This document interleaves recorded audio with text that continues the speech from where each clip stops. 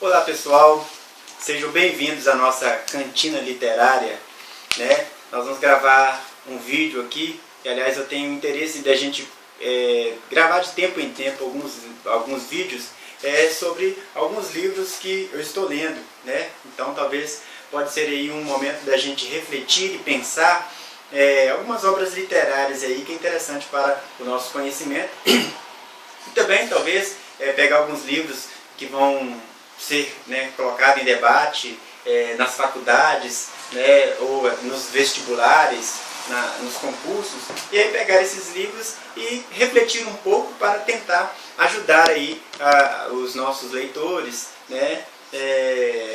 para fazer alguma prova, algum trabalho, Em cada vídeo que eu for gravar, que eu vou postar, eu vou sempre trazer algum livro que eu estou lendo, que eu achar pertinente aí indicar. Então eu quero já neste primeiro vídeo indicar este livro e agradecer ao meu amigo Ivan Lopes que me deu esse livro no período que eu estava começando a refletir e a meditar no seminário, estudar sobre a teologia. Então foi um livro que me ajudou muito.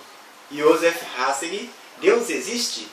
Joseph Ratzinger e Paulo Flores de Arcais. Esse livro foi um livro, na verdade ele não nasceu livro, ele foi um debate que aconteceu a convite de uma das universidades em Roma. Chamaram o teólogo, Joseph Ratzinger, e um ateu, um escritor, um filósofo, Paulo Flores, e aí para debater alguns temas sobre a igreja naquele período, naquele tempo. Então, um livro, gente, recomendadíssimo. Leiam este livro. Você vai ter acesso a informações, ao pensamento de Joseph Ratzinger, do teólogo Joseph Ratzinger, sobre o Concílio Vaticano II. Ele reflete muita coisa sobre o Concílio Vaticano II, aquilo que ele foi o grande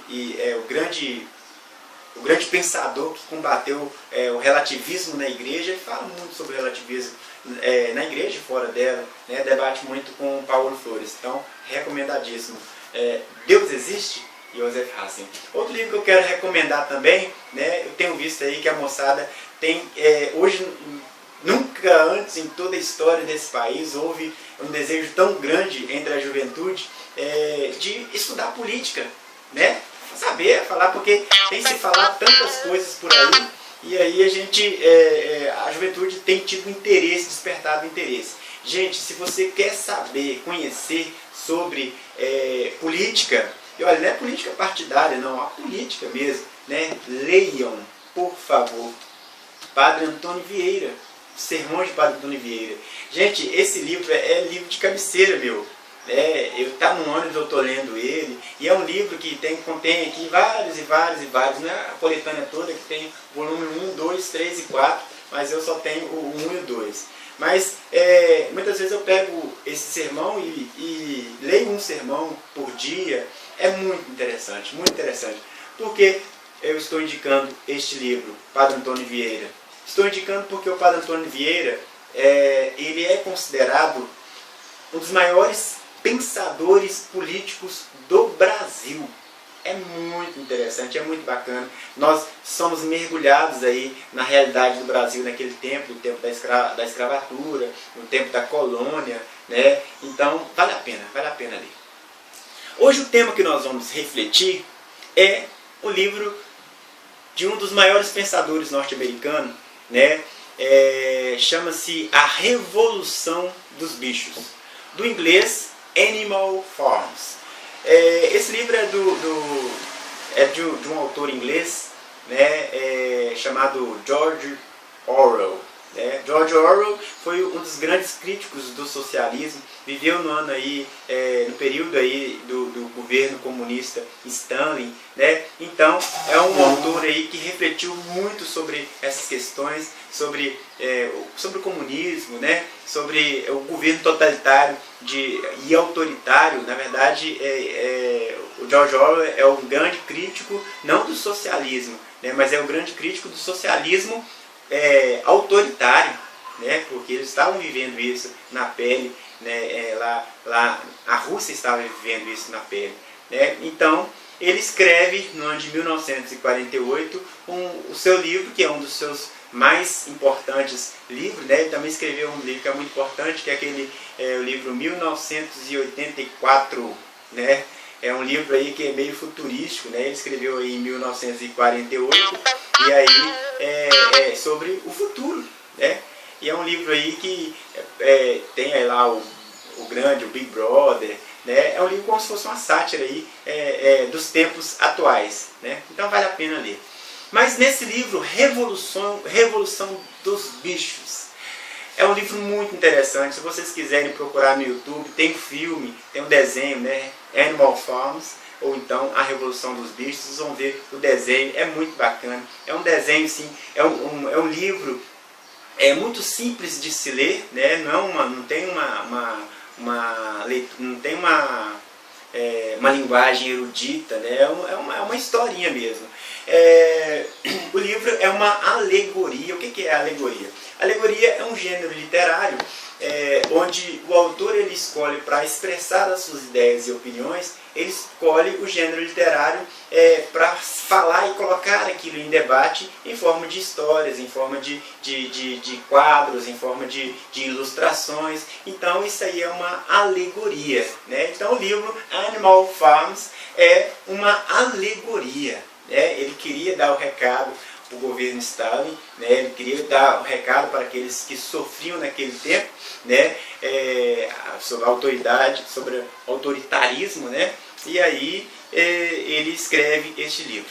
Trata-se de uma fazenda onde haviam vários animais, né? Cavalos, porcos, ovelhas, né? Todos os animais da fazenda, as galinhas, né?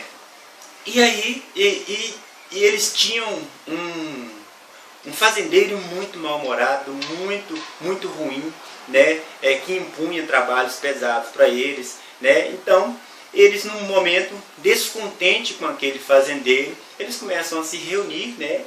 Houve um dado momento em que o porco alfa, né, vamos assim dizer, que era o porco ancião daquela fazenda, reúne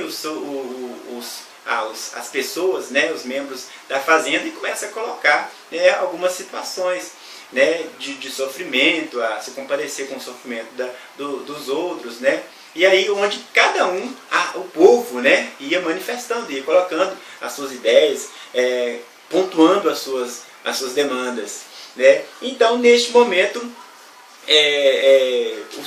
os porcos começam a liderar aquela revolução. Inclusive o livro ele começa com uma frase. George Orwell começa implicando com o leitor, né? Começa dizendo: cuidado com aquilo que vocês desejam, porque aquele povo, trabalhos pesados, sofrimento com aquele dono, começa a almejar, a desejar um governo diferente daquele, né? E aí o que acontece? Como foram os porcos, né? E o ancião era dos porcos, os porcos eram os seres que pensavam, né? E aí os porcos começaram a liderar a revolução. E aí a grande crítica do George Orwell, na verdade, ao sistema socialista autoritário, era justamente nesse sentido. Por quê? Se eles discutiram, debateram que o melhor era se eles revolucionarem contra o fazendeiro, naquele momento eles mesmos começam a tomar o poder.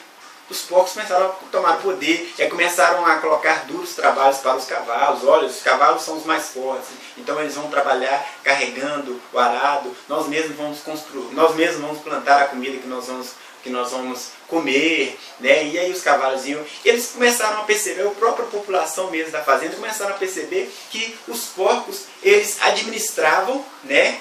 E falavam sobre a igualdade, né? E administravam aquilo ali, mas eles mesmos colocavam a mão na massa.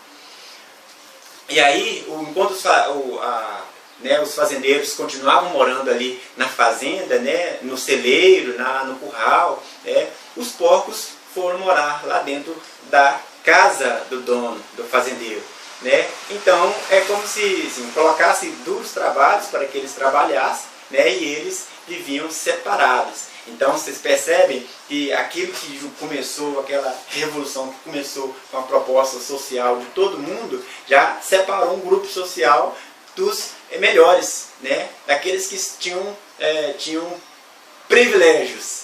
Né? E é interessante que assim que eles expulsam o dono da fazenda, e aí eles vão lá e colocam como se fossem uns 10 mandamentos, o estatuto ali da nova fazenda, da nova sociedade da fazenda. E começa a colocar, todos nós somos iguais, nós temos direito disso, nós mesmos vamos plantar aquilo que nós mesmos vamos colher aquilo que nós vamos comer daquilo que nós colhemos e plantarmos. Né? Então, eles colocam lá, né, as prioridades, qual era o estatuto ali da fazenda, da nova fazenda.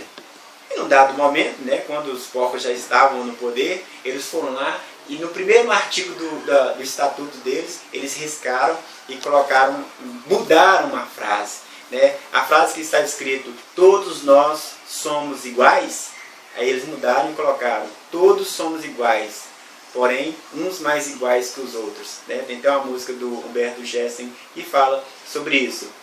Então, os porcos começaram a impor trabalhos pesados, trabalhos duros, ao ponto de que o povo começou a até lembrar do tempo que eles... Né, que tinha um fazendeiro, olha, o fazendeiro não era tão ruim assim, né? Nós trabalhávamos, mas nós tínhamos, todo mundo comia igual, agora está lá os porcos no poder, os porcos comem comida dos humanos, né? Os porcos começaram a ter atitudes, daqueles que eles contestaram, eles começaram a ter atitudes iguais ou até piores. Né? Há um dado momento do livro que tem até uma figura, né? No George Orwell coloca a figura dos porcos, que já não andavam mais, não eram quadrúpedes, né? Mas já eram bípedes, ou seja, já andavam como os homens, já vestiam a roupa dos homens. Isso é uma crítica, né, aos movimentos sociais. Por quê? Eles questionavam o governo, questionavam aquele tipo de governo autoritário, né? Só que depois que eles chegaram no poder, eles começaram a ter atitudes iguais ou parecidas com aquele fazendeiro, ao ponto de vestir a roupa deles, de andar como eles, de tomar os melhores vinhos como eles tomavam, né? De comer as melhores comidas, né? E aí o George Orwell começa, além de colocar essa situação crítica, né, de confronto mesmo, de problema ali, de um querendo ser melhor que o outro, de um querendo levar privilégio, de um grupo social querendo levar privilégio em cima do outro, e com o poder que se corrompe, né? O George Orwell coloca também sobre a máquina social. A máquina social não funciona. Né? Ele coloca isso por quê? Porque aquela fazenda era simplesmente aquela fazenda, não tinham contatos com outras fazendas e eles viviam ali só daquilo que plantavam dentro daquela fazenda. Um dia aquela comida ia se acabar, como de fato começou a acabar, e aí por exemplo, os porcos começaram a exportar de outra fazenda a comida, né? E deixando com que as outras fazendas, as outras pessoas, né, os outros animais da fazenda passassem fome. Então, George Orwell critica aí essa questão do socialismo, né, da revolução socialista. E é interessante que no livro tem umas figuras aí que o George Orwell, né, ele não é nenhum bobo, né? Como eu já disse, ele é um crítico político, então ele está dando um recado. Né? Aí, por exemplo, ele coloca as figuras que ele quer que deixe uma mensagem. Por exemplo, a figura dos porcos, né, que eram aqueles que articulavam, aqueles que pensavam e aí tomaram o poder. Tinham, por exemplo, o corvo, né? O corvo era uma figura enigmática que ficava ali na fazenda, fazendo cânticos, né, contando como que seria o céu daquelas pessoas que morressem pelo trabalho, que morressem na dignidade ali, né? Então fala, olha, vai haver um céu para os burros, para os jumentos que morrerem trabalhando, olha, vai ter um céu dos pássaros. Então, George Orwell critica neste momento aí a figura da igreja, né, que muitas vezes teve o papel, segundo George Orwell, teve o papel de doutrinador né? Ou seja, era aquela instituição que doutrinava o povo a continuar trabalhando e nunca questionar, continuar trabalhando, mesmo que sofra aqui nessa terra, no céu teria algo muito melhor. Então tem também neste livro a figura das ovelhas, né? E as ovelhas é o que mais me chamou a atenção, porque as ovelhas é como se ela fosse o pano de fundo de toda a história, porque as ovelhas eram uma quantidade maior, tinha uma quantidade maior de ovelhas, né? Por exemplo, os porcos, algumas poucas, menos que uma dezena de porcos, os cavalos eram uma quantidade um pouco maior que os porcos, mas as ovelhas era a grande massa, as ovelhas, as galinhas era a grande massa. E aí ele dizia que as ovelhas representava a multidão, né? E a multidão, e o grande perigo da multidão é justamente essa. As ovelhas, elas não tinham autonomia, né, para pensar por si. Elas sempre tinham alguém que pensava por elas. É claro que o George Orwell está criticando aí os grandes movimentos sociais, né? Os movimentos sociais que de fato eles não pensam por si só. É uma multidão, né? Sempre tem alguém que conduz a multidão. E é interessante pensar nisso, sobretudo no momento em que nós estamos vendo muito, né, no Brasil, muito essa reflexão dessa revolução socialista, que não é nenhuma novidade, né, não é nenhuma teoria da conspiração. Não, a própria presidenta do Brasil, no seu primeiro discurso, ela falando sobre a necessidade da reforma política, ela propõe isso mesmo, né, os movimentos sociais, esse quarto poder, né. Eu estou até aqui com a Constituição de 1988, também vale a pena ler, tá?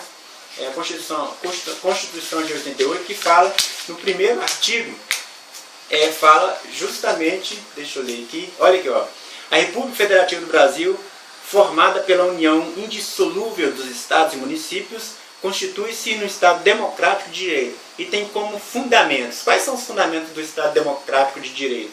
Primeiro, a soberania, a cidadania. Segundo, terceiro, a dignidade da pessoa humana, os valores sociais do trabalho e da livre iniciativa e o pluralismo político, né?